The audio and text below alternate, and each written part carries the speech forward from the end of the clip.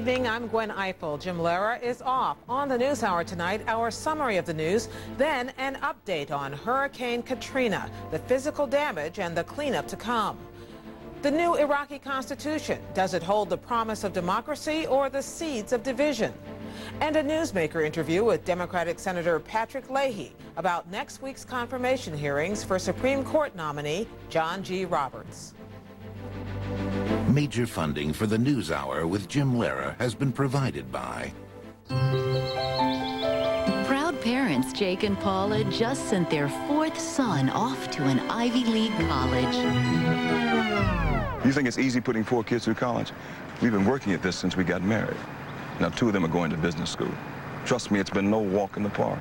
If we didn't have someone good helping us plan this whole thing, we never would have been ready. Smith Barney, this is who we are. This is how we earn it. Somewhere west of Shenyang, a teenager is stopping for dinner, which is why the soybean harvest west of Peoria is not stopping, and a soybean processor is not stopping, and a ship's captain on the west coast is stopping, but just for a while. Somewhere west of Shenyang, a teenager is stopping for dinner, a dinner rich in soy protein. At ADM, we like the idea there'll be no stopping him now. ADM, resourceful by nature. and by Pacific Life. And CIT. This program was made possible by the Corporation for Public Broadcasting and by contributions to your PBS station from viewers like you. Thank you.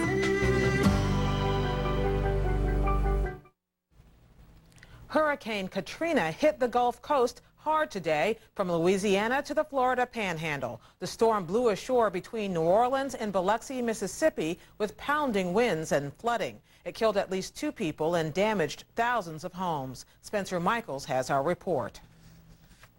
Just before Katrina made landfall this morning, the giant hurricane weakened slightly from a Category 5, the deadliest and strongest class with 175-mile-per-hour winds, to a Category 4 storm with winds approaching 150 miles per hour.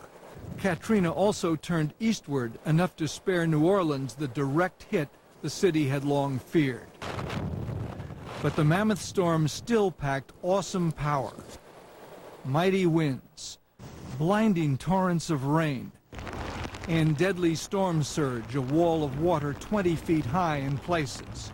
Katrina takes its place among the strongest hurricanes to ever hit the United States, and the fiercest in more than a decade. The storm zeroed in on the bayous and lowlands of southeastern Louisiana. And beyond, it plowed into the Gulf Coast of Mississippi, drowning the resort towns of Gulfport and Biloxi. Governor Haley Barbour took early stock of the damage this afternoon. The question is, do I have any estimate of what the cost of damage is? It's higher than I can count, but I can't be much more specific than that. We don't have any specific casualty reports, but we know there will be some. Portions of Alabama's Gulf Coast also took a pounding as the storm surged up Mobile Bay. By midday, Katrina had weakened, but kept blasting north. Huge swaths of the area suffered power outages. Heavy flooding could also affect sewer and water systems in the region. In New Orleans, there was widespread flooding and wind damage, but nothing approaching the predictions of near-biblical destruction that led Mayor Ray Nagin to order the city emptied yesterday. The Crescent City is surrounded by water. Lake Pontchartrain to the north, the Gulf of Mexico to the east, and the Mississippi River, which snakes its way around the southern limits. Making matters worse, much of New Orleans lies below sea level. Though it is protected by a bulwark of levees and a system of water pumps and drainage canals, it was the prospect of a 30-foot storm surge overwhelming those defenses and inundating the city that led to the unprecedented mandatory evacuation order. Mile after mile of cars jammed the highways heading out of New Orleans yesterday as nearly 400,000 residents left for somewhat higher ground. We've never left before, so this is kind of new for us. I am worried, but there's nothing I can do about it but pray. Around 100,000 stayed behind to ride out the storm, either unable or unwilling to leave. The city opened emergency shelters, including the 70,000-seat Louisiana Superdome. Roughly 10,000 Orleaners sought refuge there. This morning, as Katrina roared by, it peeled back 2 small sections of the dome. The hurricane disrupted oil output in the Gulf, and the price of crude topped $70 a barrel overnight. It slid back later and ended up gaining just over $1 to settle at $67.20 a barrel. White House officials said today President Bush might open the Strategic Petroleum Reserve. That would give refineries a temporary supply to make up for disruptions caused by the storm. The president has already declared Louisiana and Mississippi disaster areas. That sets the stage for federal recovery efforts. Mr. Bush took note of the emergency as he spoke today in El Mirage, Arizona. My fellow citizens here in Arizona and across the country are saying our prayers for those affected by the Hurricane Katrina. Our Gulf Coast is getting hit and hit hard. I want the folks there on the Gulf Coast to know that the federal government is prepared to help you when the storm passes. We'll have much more on the hurricane right after this news summary.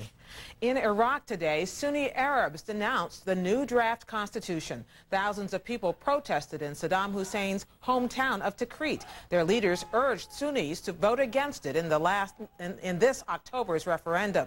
Shiite and Kurdish leaders submitted the document to Parliament on Sunday. The Sunnis objected to creating powerful Shiite and Kurdish states, among other things. We'll have more on this story later in the program. The United Nations reported today the production of opium in Afghanistan has fallen, but only slightly. A top UN official said a crackdown reduced the acreage of opium poppies by more than 20%. But he said the actual yield shrank by far less, about 2%, thanks to ideal growing conditions. The conditions were very favorable to good agricultural harvest in general, not only opium. Heavy rainfalls, snowfalls, no infestation of vermin and microbes against the opium plants resulted in a very significant increase in the productivity.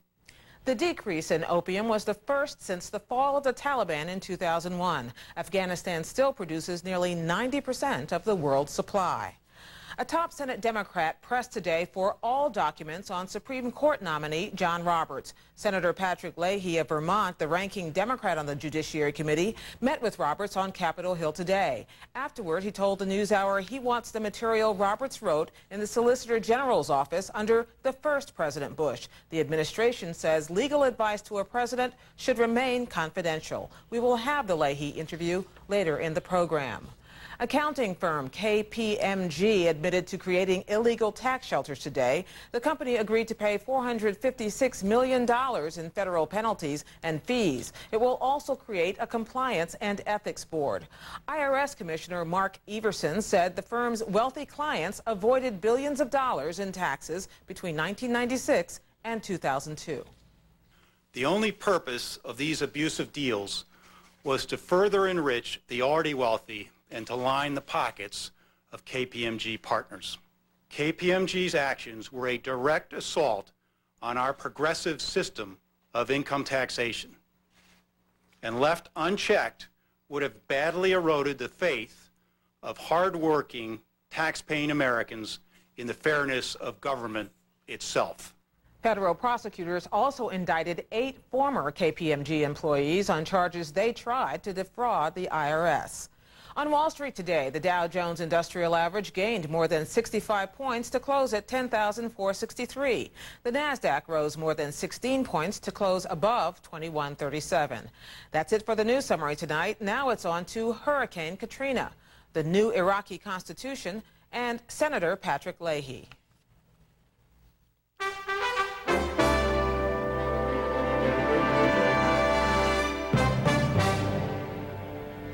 Now, Hurricane Katrina and its immediate aftermath. We begin with the latest on Katrina's path. And for that, I'm joined by Joe Bastardi, meteorologist and chief hurricane forecaster for AccuWeather. Thanks for joining us.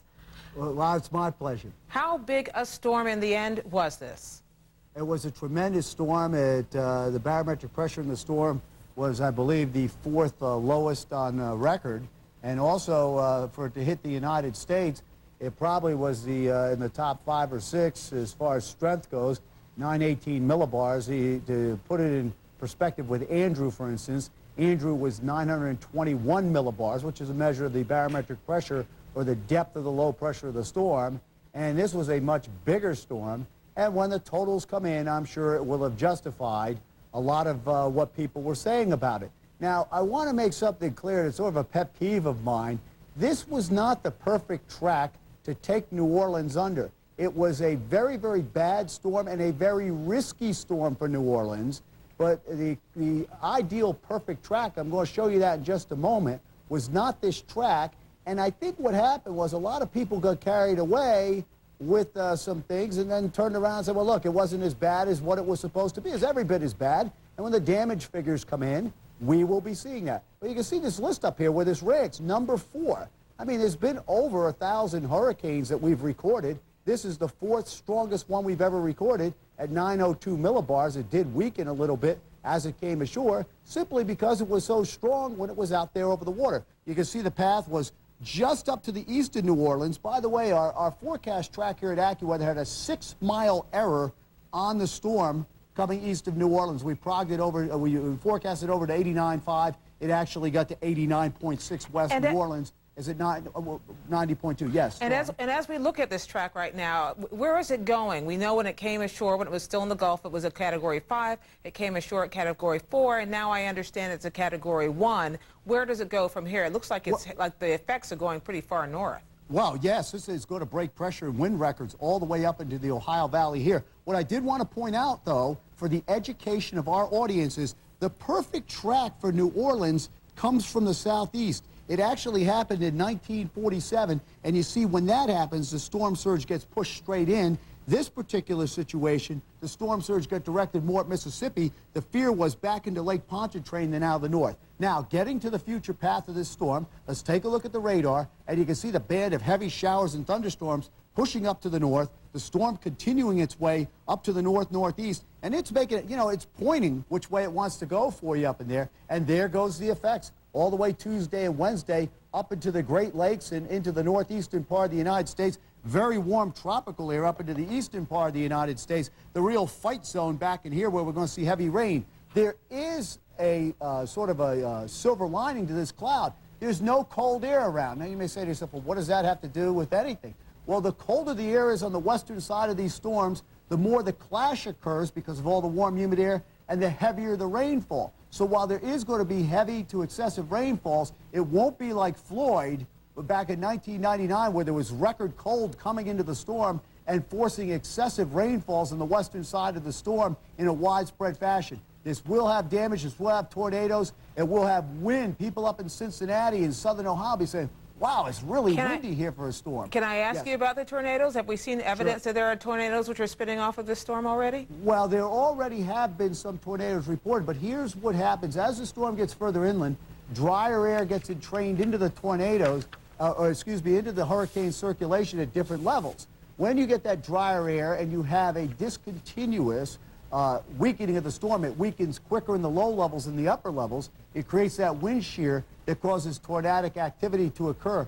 However, there is one interesting thing. They like to occur more when the storms come up east of the Appalachians because of the wind coming off the mountains accelerates this process I was talking about. So this will have a significant effect with tornadoes, maybe all the way up into Pennsylvania and on into New England, but not as bad as if we, you know, with Ivan and Francis and some of these other storms that came up east of the Appalachians. Gene, if I remember correctly, all these things were busting one tornado record after another in there. And by the way, it's not the end of September, it's the end of August, right? People are, you know, Katrina, the K storm here. You're thinking there's more to come. This pattern is, we've got our hurricane tracking shoes on, believe me. Okay, well, we'll be in touch with you then on that. Thank you very much, Joe Bastardi. My pleasure. Now a look at the damage done so far by Hurricane Katrina. This afternoon, Jeffrey Brown spoke with 2 people in the hardest hit areas. First, Robert Latham, Executive Director of the Mississippi Emergency Management Agency. Mr. Latham, thanks for joining us. How extensive an area has been damaged? Well, I think it would be safe to say that this is truly a catastrophic event.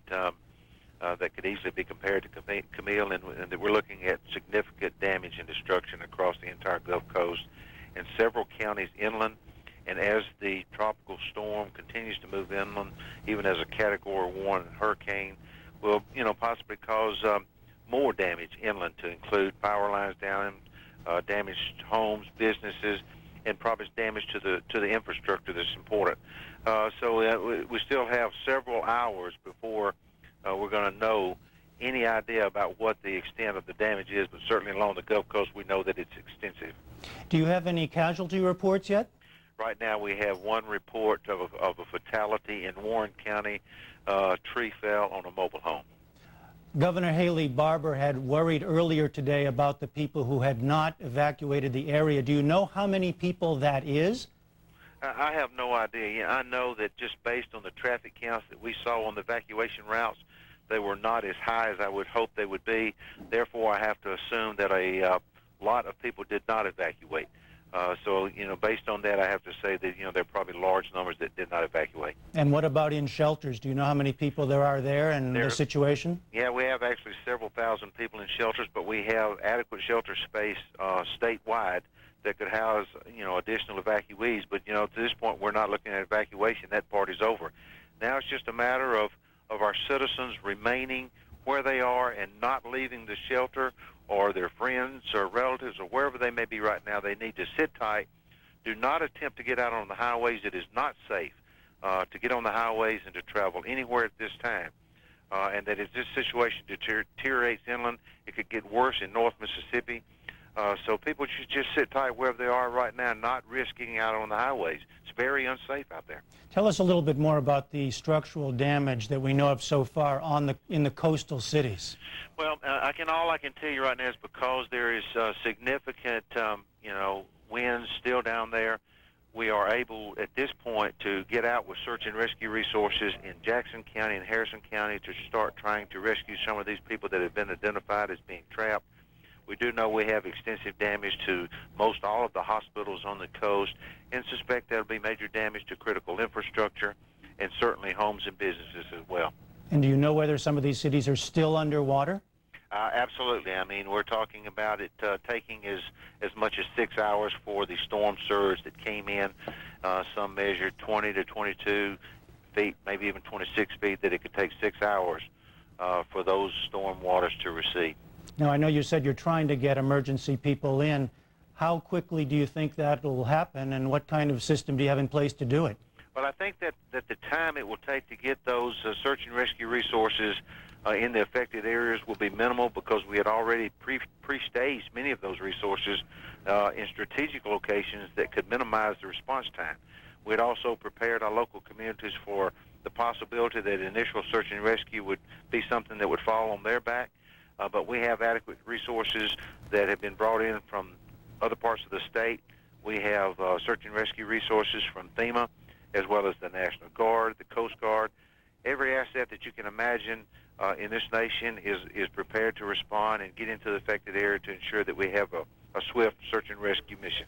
And is there any estimate at this point on when you'd be able to let people come back into the area? Absolutely not. I have no idea when that may be, but I think the word is that our citizens should not even attempt to leave where they are right now and return to the affected area. Even when the weather clears and improves, access to the affected area will be restricted.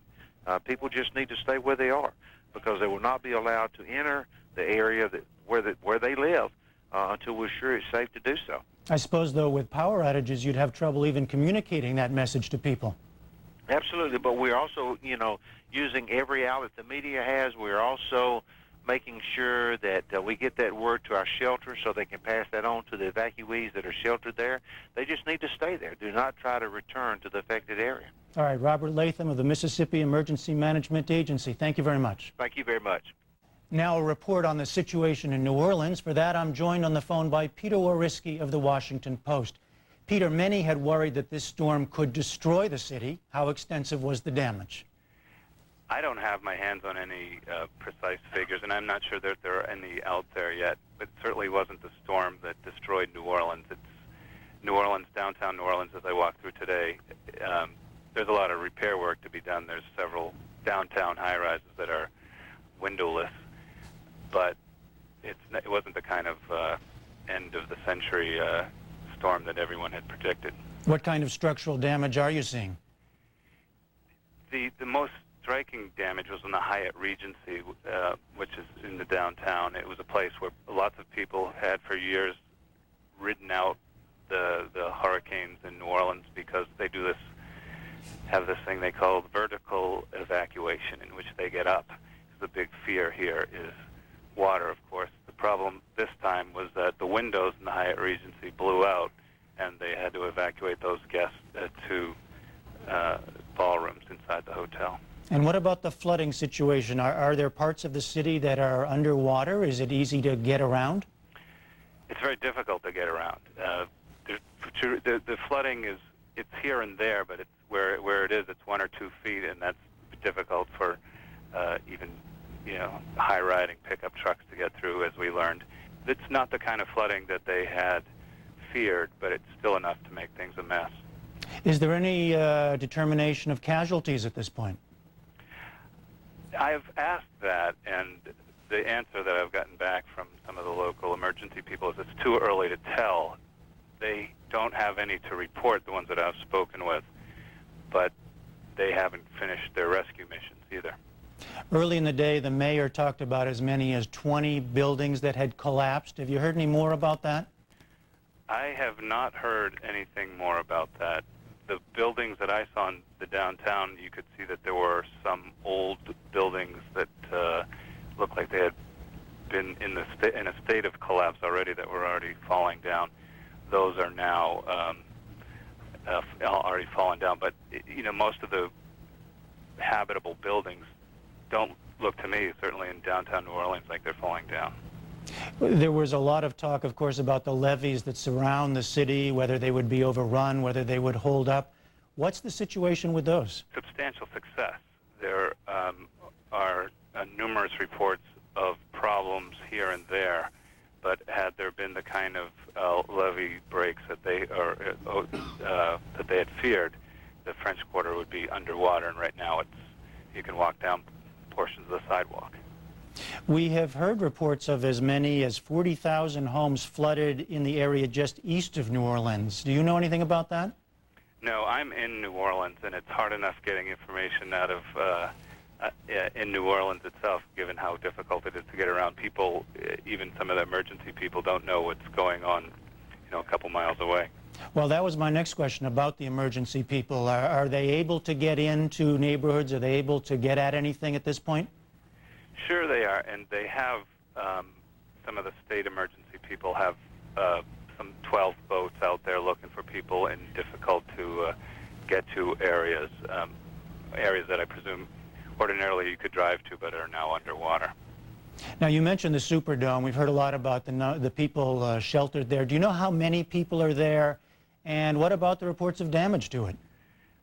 There was substantial damage to the exterior of the roof. It's about half of the roof covering has flecked off, just sort of peeled off in the heavy winds. But it didn't look to me, as I went by today, that there was any daylight peeking through, or substantial amounts of daylight anyway. Are there other shelters? Are you seeing people back out on the streets at this point? I was out just about an hour ago, and there were only a handful of people out there. It's very difficult to get by. A couple of the cars, including one of the ones that I was traveling with, got flat tires because of the debris on the road, and the others stall out in the 1 or 2 feet of water that they have. And after that huge evacuation, are officials talking yet about when they're going to let all those people back into the city? They haven't said yet. They've only said we don't want them back yet. It's too much of a mess here. All right, Peter Oriski of the Washington Post. Thank you very much. Sure. Still to come on the NewsHour tonight, the new Iraqi Constitution and Senator Patrick Leahy.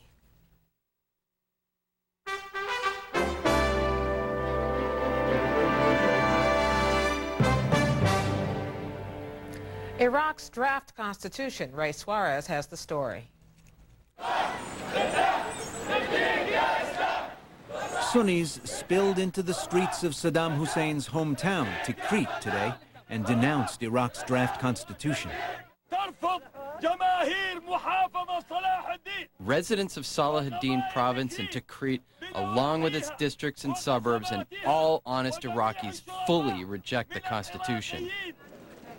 Many Sunnis boycotted the January election, reducing their initial representation in the constitutional process until the U.S. pressed for more Sunni input in drafting this constitution. Now they're protesting the way it was drafted and the way the stronger and larger Shiite and Kurdish groups pushed the draft document through. Anti-constitution forces have even gained the unlikely support of Shiite cleric Muqtada al-Sadr. But the head of the drafting committee, a Shiite, painted a positive picture of the process.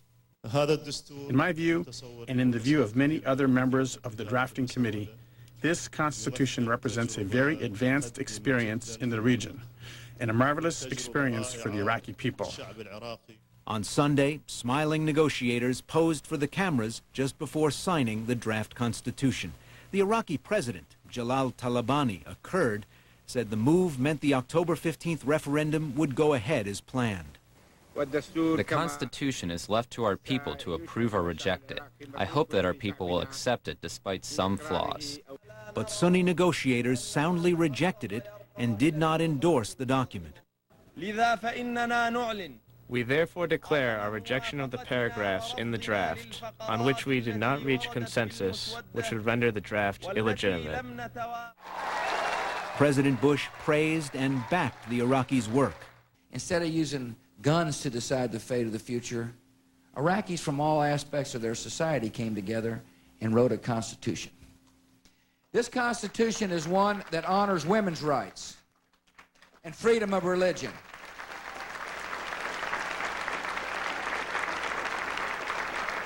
Not everybody agreed with it, but now the Iraqi people get to decide. They get to debate. They get to make the decision this fall as to whether or not that constitution will be the constitution that governs their society. But just last week, the Bush administration touted the importance of a consensus document. Here's Defense Secretary Rumsfeld. Anyone knows that the Constitution would be defeated if it stiffed any one of those three units. Sunnis could derail the draft constitution if they vote against it by 2/3 in any 3 provinces. And for more on Iraq's constitutional wrangling and its outcome, we're joined by 2 Americans who were born in Iraq. Laith Al-Saud is a lecturer in social sciences at Harold Washington College in Chicago. Rend Al-Rahim Frankie is executive director of the Iraq Foundation, which promotes democracy in Iraq. She served as Iraq's ambassador to the U.S. last year under the country's first interim government. She returned last week from nearly 3 months in Iraq. Joining them is Spence Spencer, Washington director of the Public International Law and Policy Group, a nonprofit that promotes legal assistance to governments in transition. He spent 2 weeks in Iraq in July, advising the Constitutional Committee. Well, Ambassador, does it represent a victory for this young Iraqi government that they decided to just push on and wait for the Sunnis to join or not join later? Well, I think it's certainly an achievement. This constitution has been a process that has tried to bring everybody together under one banner. And it was done under great pressure. It was a sort of a political pact amongst groups that had to build trust amongst themselves and had to talk about extremely important and very difficult problems. So I think the fact that we have a text is an enormous achievement. They decided to present it to the National Assembly, even though there isn't 100% consensus, but we are already beyond the deadline, and therefore I think it was the right decision to give it to the National Assembly, and then we have a referendum in October. Laith Al-Saud, an enormous achievement? No, I wouldn't say so. The Constitutional Committee broke the law several times. They were unable to achieve consensus, although this was the guarantee of the Constitutional Committee when it became a commission and brought the so-called Sunni community within the process. We have to understand that the role of Zalmay Khalilzad was rather destructive in this case, the ubiquitous presence of him in every and all facet of this constitutional drafting process. The role of the United States is exactly what is at issue in Iraqi politics. And for Zalmay Khalilzad to have such an ubiquitous presence exacerbated the very issue that the so-called Sunni community, as well as those opposed to the U.S. presence in Iraq, are making. Well, Spencer, you were an American who was closely watching the process, advising the process. Do you agree with Laith al-Saud that there was a problem with the level of American participation? I think the American presence there is so broad and deep that it's difficult to avoid not speaking with Americans on the topic. I can speak from my own experience that we were very strongly cautioned to make sure that the technical assistance that we provided was good and technical only, and to leave the drafting and the decision-making to the Iraqis themselves. Well, you've been a part of processes like these in other countries. Have there been times when parties have just had to sort of agree to permanently disagree and move on to accomplish what they could? Exactly, and a lot of this happens in prior conflicts that I've worked on. A lot of people have just been tired of war, and a lot of people have been wanting a settlement, and I think in this case, the consensus, as Secretary Rumsfeld said, was simply not there to have a more universal agreement that can bring Iraq together. But Secretary Rumsfeld also said that this thing could fall apart if one of the three major constituent groups feel they're, quote, stiffed. That's why I would label this an achievement. It's an achievement today, but we have to see how it all turns out on October 15th. Well, let's talk about October 15th, Ambassador. Can this be stopped at the ballot box? Just to go back to what Secretary Rumsfeld said, the transitional administrative law under which we are now living says that if 3 governorates turn down the Constitution by a 2/3 vote in each, then this Constitution is defeated. The question becomes a question of numbers. Can any group, or can a number of groups combined, muster a 2/3 majority in 3 governorates? How do you answer that question? I don't know the answer to that. My gut feeling, and you know, it's not good to predict, my gut feeling is it's going to be very difficult. A lot of groups are going to have to get together and are going to have to vote in a block, and that's going to be a little difficult. It could be done, I'm not saying it can't, but I think it's unlikely. I think a bigger question and a more interesting question is what happens if this Constitution passes, but passes with a marginal vote. In other words, it only gets 53% or 54% of the national vote, and therefore 46 people vote no for it across the board, across the country. That is going to be more of a problem. The Constitution will be in effect, but it will mean that there is a substantial proportion of the population that is not entirely satisfied with the Constitution. Well, Laith al-Saud, let me get a quick read from you on both those questions. First, given the structure of the October 15th vote, is it possible for the Sunnis who are disaffected, plus perhaps supporters of Muqtada al-Sadr, to stop the Constitution? Yes, I agree. I have to respectfully disagree with the ambassador. There's obviously, if you look at some of the protests that took place in Kirkuk, we have followers of Muqtada al-Sadr joining the so-called Sunni community in denouncing this constitution. And throughout the country, we well know that Muqtada al-Sadr has millions of followers, not to mention possibly millions of followers in Baghdad itself. So with the joining of Muqtada al-Sadr and other prominent Shiites in Iraq, we can certainly see the possibility of this constitution being voted down in October. And in fact, I would argue that it has a strong chance of not passing the referendum in October. Well, let me get a quick response to the ambassador's other point, that there's also threat in the idea of it passing narrowly, that there will be in the country a large block of people who don't want it, and yet it becomes the law of the land despite that. Well, if we consider that what we have here is a matter of convenience for those who are opposed to this process. On the one hand, the Constitutional Committee violated the TAL by not requesting an extension by August 1st.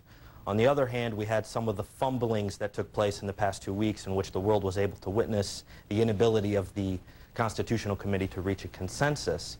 So the opposition is in a place of convenience.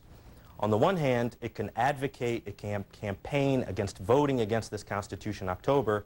If it fails to achieve its ends, it can always invoke that this constitutional progress was illegal or illegitimate because of the heavy-handed role of the United States. Spencer, what's at risk here with these various possible outcomes? Well, certainly for the people of Iraq, a very prolongation of the violence and you know, the continued sort of stalling of any reconstruction for the country. I really should stress that, you know, people are looking not just at this constitutional process, but also about electricity and water and basic infrastructure that has been denied these guys. And you always want to put that in that sort of a context. For the United States, just for example, U.S. forces, it's well known, are very stretched in Iraq and around the world. And a rerunning of the National Assembly elections in December would prolong U.S. force levels for several months. Let's give people at home a look at some of the particular provisions in this draft constitution. In Article 2, it calls for Islam to be the official religion of the state and a basic source of legislation. It says that no law can contradict the undisputed rules of Islam. No law can contradict the principles of democracy. And the Supreme Court will have a number of judges and experts in Islamic jurisprudence. Some of these formulations, Ambassador, seem purposefully vague, specific in some senses, vague in other ones. Who gets to say what is undisputed in Islam? Right. In fact, throughout the Constitution, all the 154 articles of it are marked by some ambiguity. And I think this is both a weakness of the Constitution, but also an opening, a strength. Just as you read, first of all, Islam, no laws will contradict the basic tenets of Islam, but also not the principles of democracy. There are openings for everybody here. And the question is, who is going to make the better argument? Which law is going to prevail? Is it a law that is more Islamic, or is it a law that is more democratic? I think the real battles about the Constitution are going to start after October 15th. We are going to have fights to define what this Constitution really means in terms of legislation and in terms of implementation. And I think you're going to see the lines drawn in terms of the political forces on the ground, in terms of the elections that are coming in December 15th, in order to give much more focus and much more meaning to these ambiguous articles in the Constitution. This ambiguity runs throughout the Constitution, and it may be deliberate, it may be a question of trying to accommodate as many people as possible, as many views as possible, and therefore we get this looseness, these cracks in the Constitution. It depends on who puts their foot first in that crack. Laith al-Saud, one of the biggest Sunni complaints during the process was over the parts of the Constitution regarding federalism. It says the federal system is made up of the capital, regions, and decentralized provinces. The governments of the regions have the right to practice legislative, executive, and judicial powers, and it specifically sets aside Kurdistan as one of those self-governing regions. Is this a poison pill for the Sunni population? Well, it is to a great extent, but we have to go further than that and understand Iraqi society. Iraqi society is extremely integrated. There's a great deal of intermarriage between not only the Sunni and Shia Arab population, but also between the Kurds and the Arabs. So there's a serious question as to whether federalism, as they're talking about it, is feasible to begin with.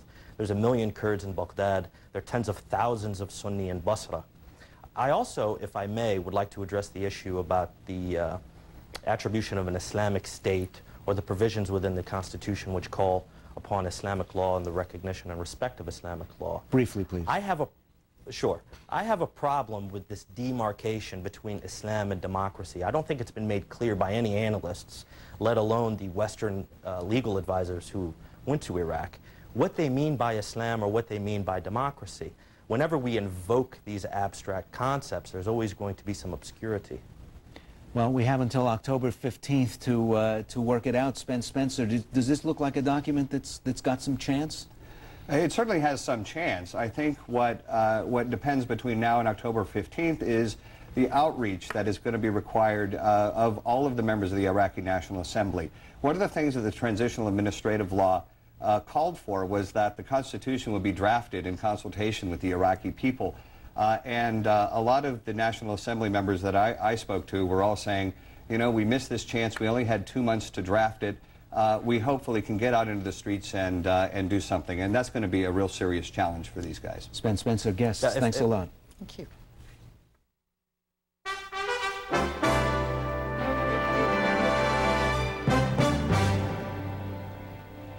Finally tonight, a newsmaker interview with another key player in the upcoming Supreme Court confirmation hearings. Last week, I talked with Senate Judiciary Committee Chairman Arlen Specter. This afternoon, I sat down with his minority party counterpart, Vermont Democrat Patrick Leahy. Supreme Court nominee John G. Roberts and Senator Patrick Leahy were all smiles today. Morning. But in the weeks since their first meeting, Leahy, the senior Democrat on the Senate Judiciary Committee, has become sharply critical of President Bush's first high court nominee, using words like radical and right-wing to characterize Roberts' writings. As he prepares for next week's hearings, Leahy has already become caught between two poles within his party, the anti-Roberts liberals and the centrist Democrats, who have signaled they could support the president's nominee. In 31 years in Washington, Leahy has become closely identified with judicial battles. In 1991, he grilled High Court nominee Clarence Thomas about his view of Roe v. Wade. Have you ever, private gatherings otherwise, stated whether you felt that it was properly decided or not?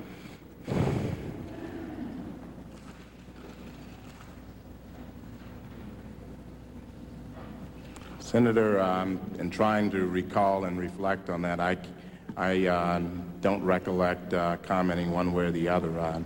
There were, again, debates about it in various places, but I generally did not participate.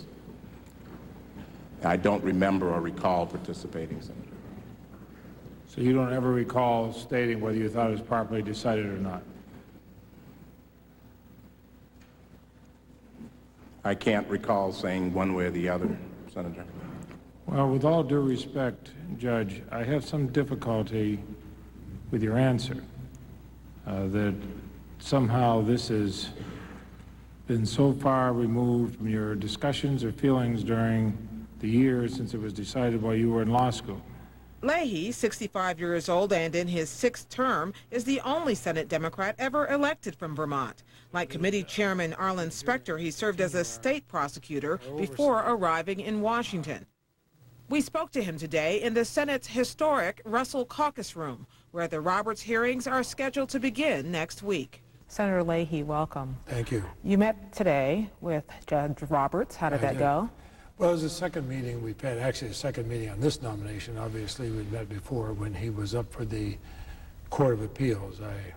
I found it a very interesting meeting. As we all know, he's a very pleasant person, very articulate, and obviously very knowledgeable as a lawyer. Three things, of course, those of us who are lawyers and find very, very interesting, and I enjoyed the discussion with him.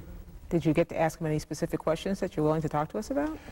Well, I asked a few questions, but they're more of a general nature. I did express my concern that the White House is blocking the release of some of the positions he took as a political appointee in the Solicitor General's office. And my disappointment was because those would show not whether he's a good lawyer or not. We all know he's a good lawyer. We all know that if he has a client that says, here's what my case is, he'll argue it very, very well. He could argue for a person or against a person, depending upon who his client is. But in the Solicitor General's office, that's where they make a determination what position the United States will take and which cases they'll take to make a case. Those are the areas I'd like to see. Did he indicate to you that he might be interested in having those documents released? I think he feels constrained by what the White House has said, and the White House won't let them, won't bring them forward. I'm also concerned about some documents that were lost. It's no fault of his, but of course we were supposed to get the documents from the Reagan Library. At the last minute, the White House said, no, you can only see them after we see them, even though they're going to become part of the public records anyway. and apparently some that were on affirmative action, the White House looked at them, and suddenly they've disappeared. Now, the White House said they gave them back, and they'd be glad to tell us their analysis of what's in it. Coming from the Ronald Reagan Library, I take the Reagan position. Trust but verify. I want to see the original documents. In the time since you met him on this nomination, first on July 20th and today, you've said some increasingly tough things about him, and if you don't mind, I'd like to actually read them to you. Sure. You said, as you well know, about these papers. Those papers that we have received paint a picture of John Roberts as an eager and aggressive advocate of policies that are deeply tinged with the ideology of the far right wing of his party then and now. In influential White House and Department of Justice positions, John Roberts expressed views that were among the most radical being offered by a cadre intent on reversing decades of policies on civil rights, voting rights, women's rights, privacy, and access to justice. That's tough talk, Senator. It's fairly tough, especially we Vermonters tend to say things in a somewhat more quiet way, but I meant it, and I talked to him about that. I actually talked to him about the virtually what you just read, and I was asking to what extent is the John Roberts, the 27-year-old, 28, 29, 30-year-old John Roberts, eager acolyte in the Reagan administration, how does that person relate to the Judge Roberts today?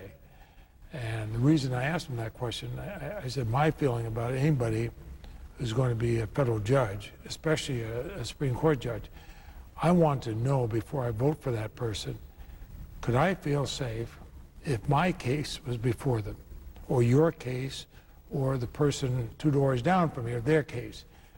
Would they have a case that would be heard on the merits, or would it be predetermined?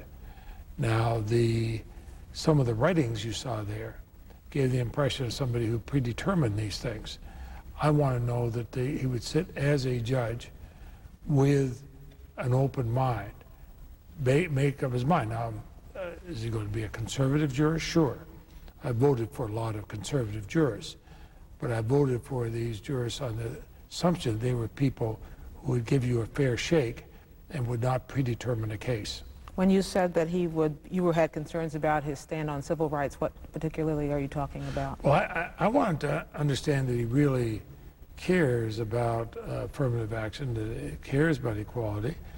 I want to make sure he understands there's a lot of discrimination in the United States today. We have laws that try to redress that, and is he going to be open to the application of those laws? When you think about the things that you know that he has written and the things that you don't know about that the White House has not been willing to release, do you think that someone is trying to hide something from you?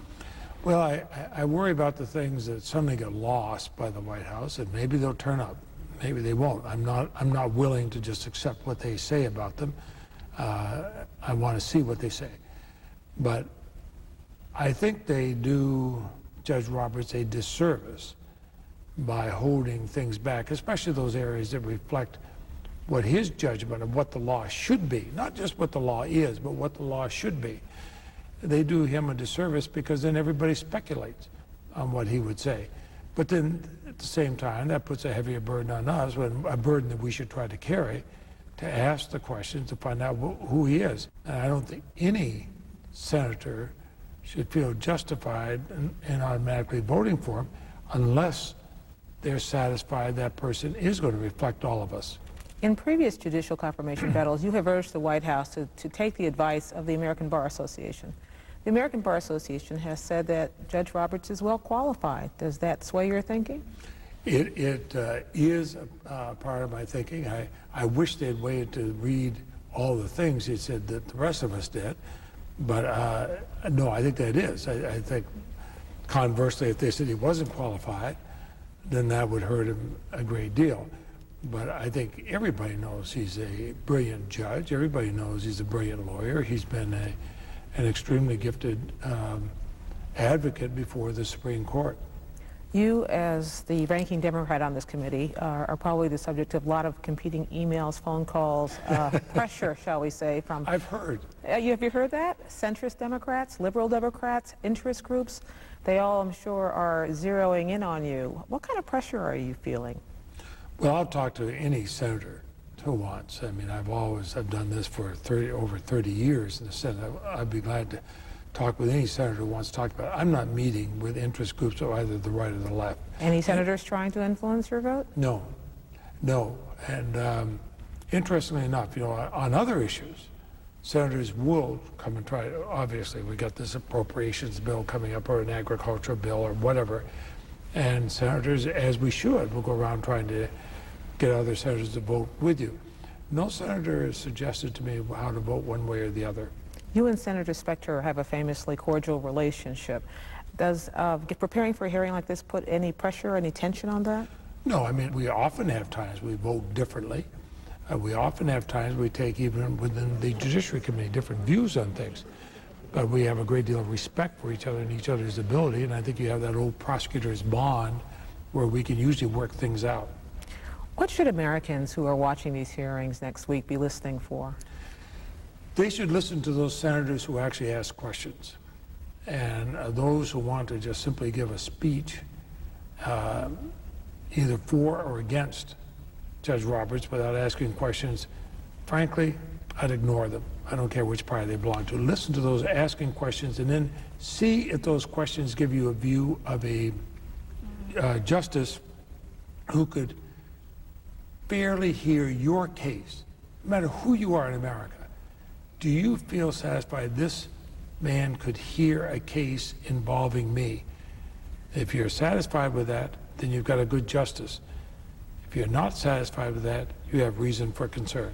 And what will you be listening for as he answers those questions? Basically the same thing. There's only 101 people get a say in this. The president, of course, most importantly, in making the nomination. And then the 100 senators. We have to stand in the shoes of 280 million Americans.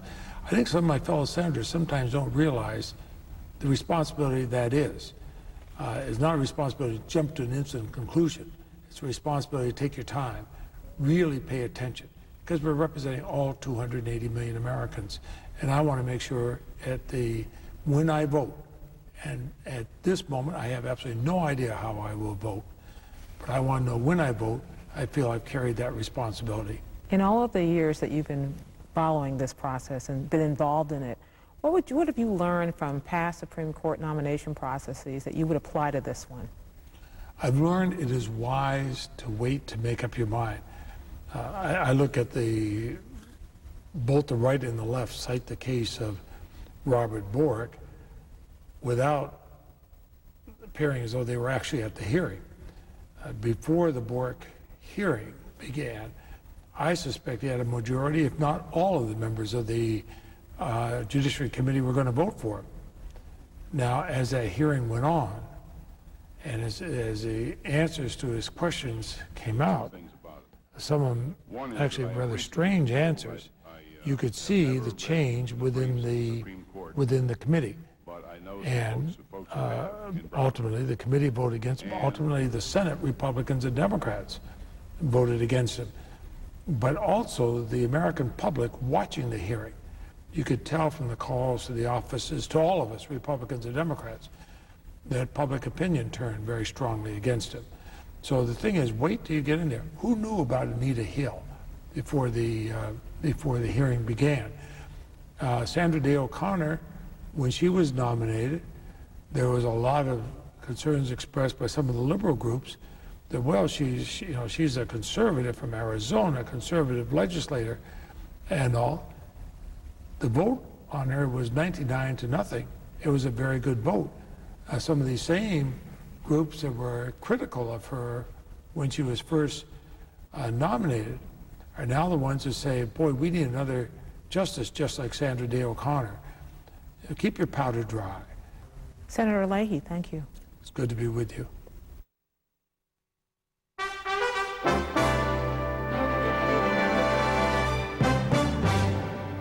Again, the other major developments of the day, Hurricane Katrina slammed into the Gulf Coast. The brunt of it missed New Orleans, but officials reported heavy damage from Louisiana to the Florida Panhandle. In Iraq, thousands of Sunni... We're gonna find my daughter. Jodie Foster. We're doing it! Flight Plan, rated PG-13. Since we introduced the Ford Family Plan, hundreds of thousands of Americans have joined in on the savings. Now we're extending the plan until September 6th. Get the same low prices Ford employees pay for America's most popular line of SUVs. Family pricing on Ford Explorer, America's best-selling, most trusted SUV. Now get a Ford Explorer with employee pricing for only $24,414. Save over $8,000 on the #1 selling SUV in the Northwest. No hassles, no gimmicks. Visit your local Northwest Ford store today. The Perez family likes the security of American Family Auto Insurance. I do a lot of driving around with the children. Between soccer and basketball and dance classes, there's a lot going on. Having American Family, knowing that when I have the children with me and we're driving from one place to another, sports events, school, it makes me feel safe. Are you properly protected? Call American Family. I'm a soccer, basketball, baseball, karate, dance mom. American Family Insurance. Finally today, a Milwaukee family overwhelmed trying to figure out how to spend their new millions. Wouldn't you love that problem? John and Jackie Bentley won the 7th largest megabucks jackpot ever this weekend, $17.2 million. They decided to take the investor's option and pocketed $8.6 million before taxes. The Bentleys say they couldn't sleep at all last night. John kept rolling over to see if the ticket was still there. We asked them, is the money going to change them?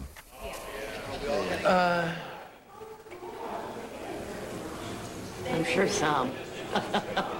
Yes.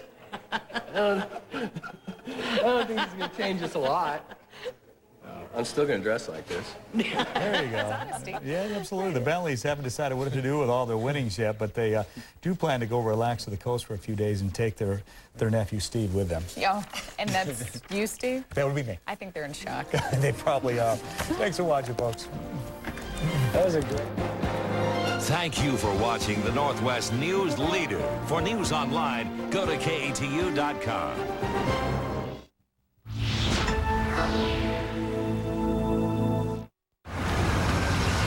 Nice ride. Thank you, Mocha Coca. Chrysler and Jeep came up on Buku Awards. And Dodge trucks last as long as the Deagle Double Chisel. Plus, I got the hookup, nephew, for sure. You know, I'm not too sure of what you just said. Now everybody gets a great deal. For shizzle, Ika Zizzle. Get Employee Pricing Plus on remaining 2005 Chrysler, Jeep, or Dodge models. If the ride is more fly, then you must buy. That's what I hear.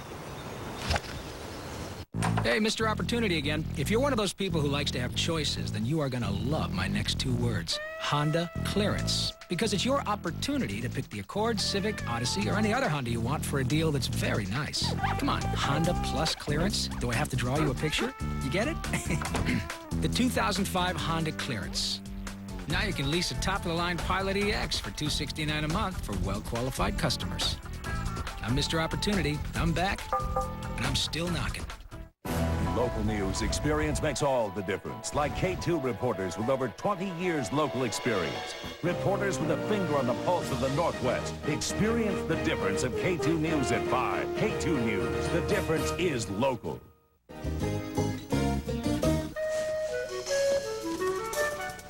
Thank you, Value Village, for helping me save money on school stuff. Save 50% all day Labor Day at Value Village, the ultimate treasure hunt.